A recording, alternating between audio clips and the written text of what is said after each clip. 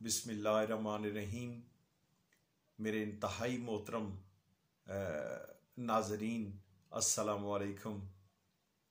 मैं अपने पाकिस्तान इस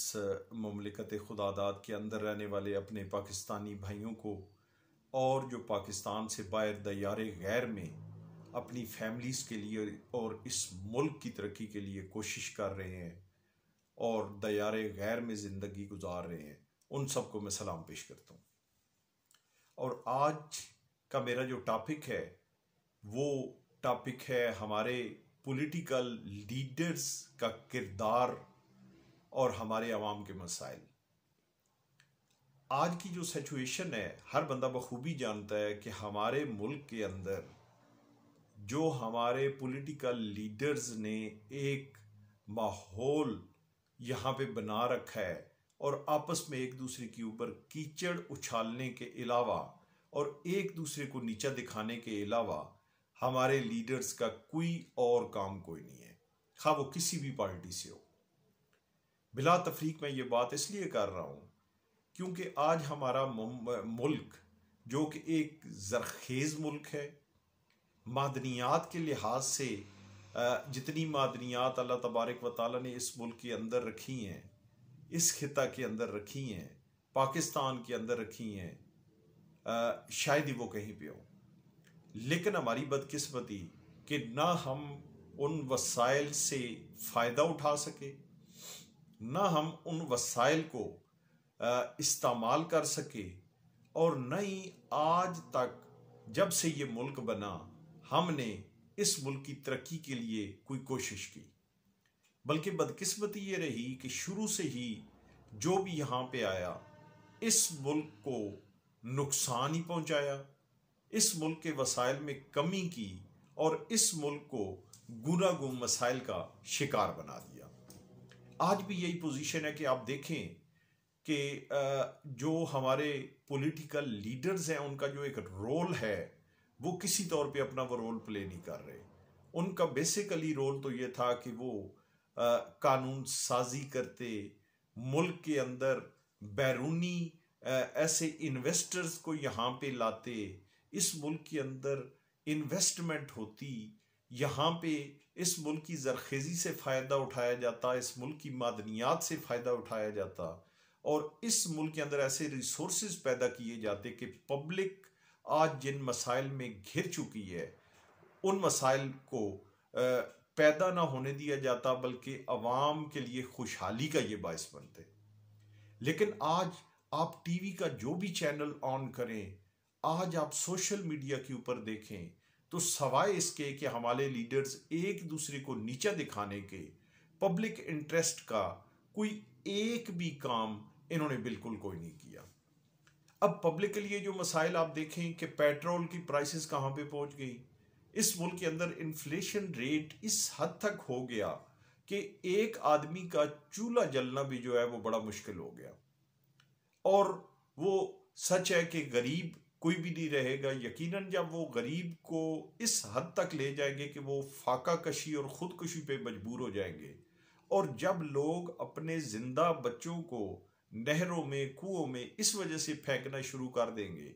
कि उनके पास उनको खिलाने के लिए कुछ नहीं है, तो जाहिर बात है कि फिर इनका वो नारा कि गरीब नहीं रहेगा वो सच साबित होगा। और वही हालात अब इस मुल्क में बनते जा रहे हैं। तो मेरी गुजारिश ये है कि खुदारा हमारे सियासतदानों को, हमारे लीडर्स को होश के नाखन लेने चाहिए और इनको चाहिए कि ये आपस में एक दूसरे पे कीचड़ न फेंकें, आपस में एक दूसरे के साथ जो इन्होंने इख्तलाफात पैदा किए हुए हैं इन इख्तलाफात को ख़त्म करके इस मुल्क की बेहतरी के लिए सोचें। अगर ये सिर्फ एक बात के ऊपर अगर आ जाए कि जिस मुल्क के अंदर हम रह रहे हैं, इस मुल्क का आप देखें कि पाकिस्तान का मतलब क्या, ला इलाहा इल्लल्लाह, कि नहीं कोई महबूद सवाए अल्लाह तबारक व तआला के, और अल्लाह तबारक व तआला की एक भेजी हुई किताब जो हमारे लिए मशअल राह है, जो हमारे लिए सलीका हयात है, कुरान पाक। अगर ये सारे सिर्फ उस एक किताब को लेके कुरान पाक को लेके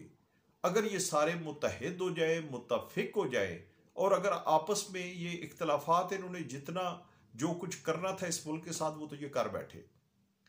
अब अगर थोड़ी सी अगर ये मेहरबानी करके अगर ये आपस में इकट्ठे हो जाए तो मेरा ख्याल है कि इस मुल्क के मसाइल जो हैं उनको हल करना कोई मुश्किल काम कोई नहीं है। हमारे पास यहाँ पे बेशुमार ऐसे वसाइल हैं कि जिनको बरूए कार ला के आप लोगों के लिए रोजगार के मौके पैदा कर सकते हैं। आप डैम्स बना के बिजली और बाकी जो आपकी ज़रूरियात है वो आप पूरी कर सकते हैं।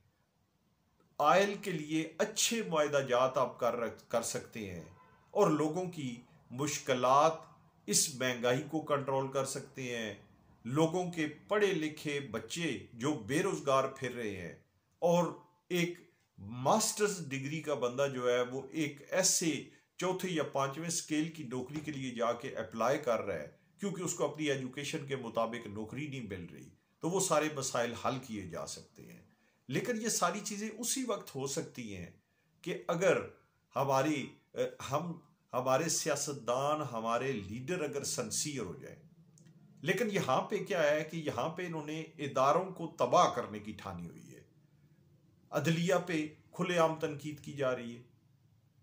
यहाँ पे पाकिस्तान आर्मी को तनकीद का निशाना बनाया जा रहा है। यहाँ पे आपके मुल्क के जो इदारे हैं उनको तनकीद का निशाना बनाया जा रहा है और ऐसे हालात क्रिएट कर दिए गए हैं कि जिनसे नजर ये आता है कि शायद इन पॉलिटिशियंस को सवाए अपने बैंक बैलेंस बढ़ाने के, बैरून मुल्क अपनी जायदादें बढ़ाने के, एक दूसरे के ऊपर कीचड़ उछालने के, इसके अलावा इनका पॉलिटिक्स में आने का कोई मकसद कोई नहीं है। तो मेरी आपसे गुजारिश ये है कि आप खुदारा मेरी आवाज़ के साथ अपनी आवाज़ मिलाइए। और अब भी इलेक्शन सामने है, इलेक्शन आने वाले हैं, तो आप इलेक्शंस के अंदर भी अपनी ये आवाज़ ज़रूर उठाएं और जो आपके नुमाइंदे जो इलेक्शन कॉन्टेस्ट कर रहे हों उनको वोट देते वक्त आप उनको एक बात आप उनके साथ ये वादा ज़रूर लें कि वो लोग मुल्क की तरक्की के लिए काम करेंगे। वो लोग जब असम्बलियों में जब जाएंगे तो वहाँ पे जाके मेरी आपकी आवाज़ बनेंगे। अगर वो आपकी और मेरी आवाज़ नहीं बन सकते